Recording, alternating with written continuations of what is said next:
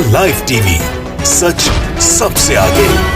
तालिबान के आगे प्रधानमंत्री मोदी झुके तो सुर में सुर मिलाते हुए भक्त सुधीर चौधरी ने भी तालिबान के आगे घुटने टेक दिए हैं। नमस्कार दोस्तों, मेरा नाम है जयंती झा और आप देख रहे हैं द लाइव टीवी। दोस्तों, अभी तो मोदी सरकार ने ऐलान ही किया था कि भाई तालिबान से ये सरकार बातचीत करने वाली है। ऐलान होते ही तालिबान के आगे मोदी भक्त सुधीर चौधरी नतमस्तक हो गए हैं। पहले जो तालिबानी मोदी जी और गोदी मीडिया में सुधीर चौधरी जैसे चाटुकार पत्रकारों के लिए आतंकी थे, वो अब तालिबान के लड़ाके हो गए हैं। माना था कि सुधीर चौधरी अपनी बात पर रहने वाला पत्रकार नहीं है, लेकिन मोदी के लिए तालिबान को अब लड़ाके के रूप में देख रहा है जी न्यूज। ये तो गजब हो गया भाई। दोस्तों, सुधीर चौधरी ने भारत को अफगानिस्तान से 6 सीख लेने को कही है और 6 सीख क्या होगी ये हम भी आपको बताएंगे और सुधीर चौधरी की वीडियो भी आपको दिखाएंगे। और हैरानी की बात है कि सुधीर चौधरी ने शायद ये डीएनए का एपिसोड बनाने से पहले मोदी जी का मशवरा नहीं लिया होगा। ले लिया होता तो ये सब नहीं कहते वो, जो भी उन्होंने इस वीडियो में कहा। क्योंकि बताइए ना, मोदी जी कैसे चाहेंगे कि सुधीर चौधरी, उनके तलवे चाटने वाला पत्रकार, मोदी के राज से सीख लेने के लिए जनता को मशवरा दे रहा है। दोस्तों, सुधीर चौधरी ने कहा है कि भाई धर्म, जाति ये सब बाद में आता है। सुधीर जी, शायद जब से मोदी जी सत्ता में आए हैं ना, आपने तो मोदी जी के लिए हमेशा धर्म और जाति को ही तवज्जो दी है। उसके आगे तो आपको कुछ दिखाई नहीं है तब से, और आज आप फिर से पलटी मार लिए। कितने पलटीबाज इंसान हो भाई। दोस्तों, आपको जरा सुधीर चौधरी साहब की मधुर वाणी में भारत के लिए सुधीर चौधरी की 6 सीख वाली ये डीएनए की रिपोर्ट दिखाते हैं। देखिए, इस समय तालिबान अपनी छवि को बदलने के लिए बेकरार है। वो इस बार सोशल मीडिया का भी इस्तेमाल कर रहा है और अपने लड़ाकों को पहले से ज्यादा संगठित और आधुनिक बताने के लिए प्रोपेगेंडा वीडियोस भी सोशल मीडिया पर लगातार जारी कर रहा है। ये नया तालिबान है। तो अफगानिस्तान आपको ये सिखाता है कि रातों रात कुछ भी बदल सकता है और आज पूरी दुनिया को अफगानिस्तान से सबक लेना चाहिए। पहली सीख तो यह है, अगर आपका राष्ट्र मजबूत नहीं है तो आपका बंगला, आपकी गाड़ियां, आपका बिजनेस, आपका बैंक बैलेंस और आपकी पढ़ाई लिखाई आपके किसी काम नहीं आएगी। ये सब आपके किसी काम नहीं रहेगा। दूसरी सीख है, अगर आपका देश आत्मनिर्भर नहीं है तो आपकी अपनी संपत्ति की भी कोई कीमत नहीं रह जाती।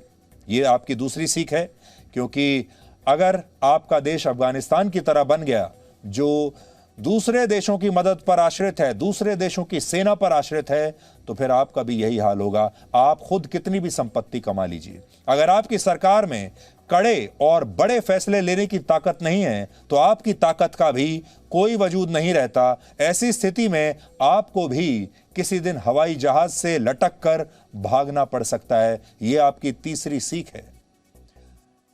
अगली सीख यह है कि जिस नेता को आपने चुना है वो अगर कमजोर हो, यानी अगर आपका नेतृत्व ही कमजोर है, तो सब कुछ होने के बावजूद किसी भी देश के नागरिकों को शरणार्थी बनते देर नहीं लगती।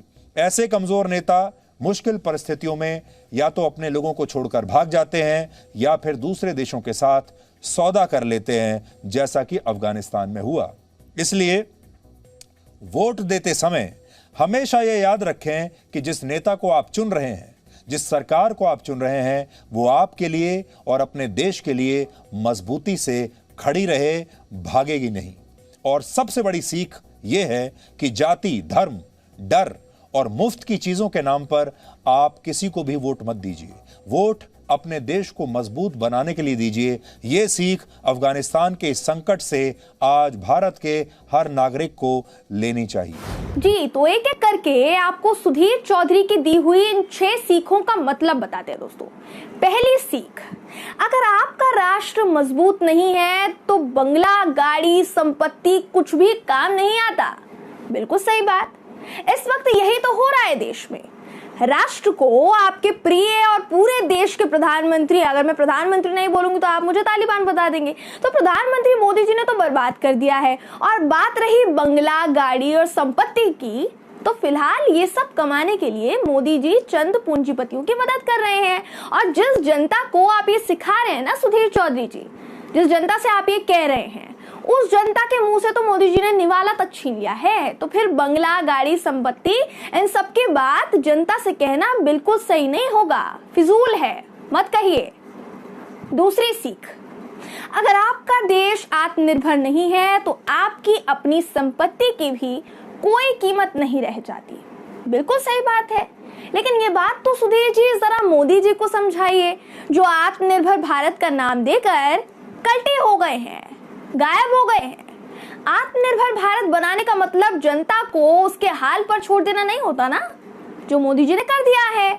बात रही दूसरे देशों से मदद मांगने की, तो मोदी जी वो बखूबी जानते हैं कि कैसे मदद मांगी जाती है। तो जरा ये जो दूसरी सीख आपने जनता को दी है ना, ये जनता को ना देने की बजाय आप मोदी जी को ये सीख दे दीजिए।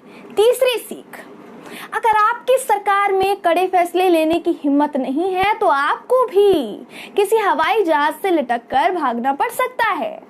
ये सीख सचमुच भारत की जनता के लिए ही है, क्योंकि हमारी मोदी सरकार में तो ये हिम्मत दूर दूर तक नहीं है। इसलिए सच में हमें इस पर चिंता करने की जरूरत है, ये चिंता करने का विषय है, सीख लेने की जरूरत है। चौथी सीख, अगर आपका नेतृत्व ही कमजोर है तो किसी भी देश के नागरिकों को शरणार्थी बनते देर नहीं लगती। बिल्कुल सही कहा, ये बात तो कब से विपक्ष समझा रहा है, यही बात देश की जनता समझा रही है, और यही बात देश के कुछ चुनिंदा पत्रकार समझाने की कोशिश कर रहे हैं मोदी जी को कि नेतृत्व कमजोर है, तभी तो इस देश में मोदी सरकार एक समुदाय विशेष के साथ शरणार्थियों वाला सलूक कर रही है। बिल्कुल सही कह रहे हैं आप सुधीर जी। पांचवी सीख, वोट देते समय हमेशा याद रखिए कि आप जिस नेता को चुन रहे हैं वो आपके लिए, इस देश के लिए खड़ा रहे, भागे नहीं।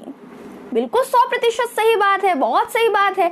लेकिन अब तो सुधीर चौधरी, भारत की जनता से बहुत बड़ी गलती हो गई है, नेता ही गलत चुन लिया है भारत की जनता ने। तभी तो आज वो नेता भागा भागा फिर रहा है। देश के प्रधानमंत्री जनता तक को शक्ल नहीं दिखाते, मीडिया से मुखातिब नहीं होते। इसलिए देश की जनता को ये सीख लेने की जरूरत है कि नेता सही चुनो। आखिरी सीख और सबसे बड़ी सीख, जो मैंने सुधीर चौधरी से उम्मीद तो नहीं की थी लेकिन उन्होंने सिखा दी। आखिरी सीख में सुधीर चौधरी कहते हैं, अपने देश को मजबूत बनाने के लिए वोट दीजिए, जाति, धर्म और मुफ्त की चीजों के नाम पर किसी को वोट मत दीजिए। लेकिन सुधीर जी, आपकी पार्टी, अब वो आपकी पार्टी हुई ना, आप तो पूरे दिन उसके गुणगान गाते हैं। तो बीजेपी तो जनता से धर्म के नाम पर, जाति के नाम पर, मुफ्त चीजों के लालच के नाम पर वोट मांगकर ही आज सत्ता में आई है। मोदी जी तो ये कर चुके हैं ना। अब ये अलग बात है कि आप सुधीर चौधरी जी, आप बीजेपी की चरण वंदना में आप मग्न रहते हैं, पूरे दिन चाटुकारिता करते हैं, लेकिन आप फिर भी काफी वरिष्ठ पत्रकार हैं, मानती हूं मैं इस बात को, जानकारी होगी आपको, मुझसे तो बहुत ज्यादा होगी। तो याद होगा आपको, लोकसभा चुनाव में मोदी जी ने दलितों के पैर धोने का ढोंग रचाया था, जाति के नाम पर, हिंदुत्व के नाम पर वोट मांगे थे कि नहीं मांगे थे, धर्म के नाम पर कांग्रेस से तुलना करके अपनी सरकार सत्ता में लाए थे कि नहीं लाए थे, मुफ्त चीजों के नाम पर। तो जनता को सच में ये समझने की जरूरत है कि आप बीजेपी या मोदी जी को धर्म, जाति और मुफ्त की चीजों के नाम पर वोट मत दीजिएगा, क्योंकि मैं नहीं कह रही हूं, ये तो खुद मोदी जी के हितैषी सुधीर साहब कह रहे हैं, सुधीर चौधरी जी कह रहे हैं। तो 100 की सीधी बात दोस्तों कि भैया सुधीर चौधरी तालिबान से डर गए हैं, तालिबान के आगे झुकने को तैयार हैं। क्यों? क्योंकि कुछ दिनों में सुधीर चौधरी के आका तालिबान से बातचीत करेंगे। वही तालिबान जिसके नाम पर बीजेपी देश भर में प्ले कार्ड खेल रही है, वही तालिबान जिसके नाम पर गोदी मीडिया एंकर्स अपने देश के नागरिकों को डिबेट में बुलाकर दुत्कार रहे हैं, उन्हें तालिबानी करार दे रहे हैं, वही तालिबान जो कल तक आतंकी था, आज ये तालिबान के लड़ाके हो गए। इसे कहते हैं डबल स्टैंडर्ड। वो रूबिका लियाकत कहती है ना कि 15 मिनट में आपका स्टैंड बदल जाता है। बस फर्क सिर्फ इतना है कि सुधीर चौधरी को अपना स्टैंड बदलने में थोड़ा सा ज्यादा वक्त लग गया, थोड़ा ज्यादा समय ले लिया उन्होंने, क्योंकि मोदी जी ने तब कोई ऐलान नहीं किया था ना। अब ऐलान कर दिया है तो सुधीर चौधरी साहब ने तालिबान के आगे घुटने टेक दिए हैं। अब देखिए ना दोस्तों, देखिए, जो मोदी सरकार ये कह रही थी कि भाई तालिबान तो आतंकी संगठन है, उनसे बातचीत हो पाना मुमकिन नहीं है, हमारी सरकार उनसे बातचीत नहीं करेगी। वही मोदी सरकार अब कह रही है कि जरूरत पड़ेगी तो तालिबान से बातचीत करेंगे। क्यों? यही बात जब देश की जनता समझा रही थी तो गलत लग रही थी। गोदी मीडिया को कुछ पैनलिस्ट समझा रहे थे, विपक्ष के नेता समझा रहे थे।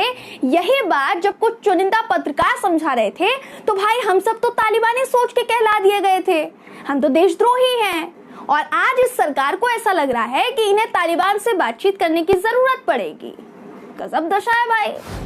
अब समझ जाइए कि जब हमारी सरकार का ही कोई पर्टिकुलर स्टैंड नहीं है, मिनटों में बदलती है, पल भर में पलटी मारती है, तो फिर उनकी चाटुकारिता में मसरूफ गोदी मीडिया के सुधीर चौधरी जैसे पत्रकारों का क्या ही स्टैंड होगा?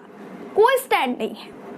बहरहाल दोस्तों, इस पूरी खबर पर क्या है आपकी राय? कमेंट बॉक्स में कमेंट करके जरूर बताइएगा। अगर आपको ये वीडियो पसंद आया हो तो वीडियो को लाइक और शेयर करना ना भूलें। फिर मुलाकात होगी आपसे किसी ऐसी ही खबर के साथ। तब तक के लिए नमस्कार।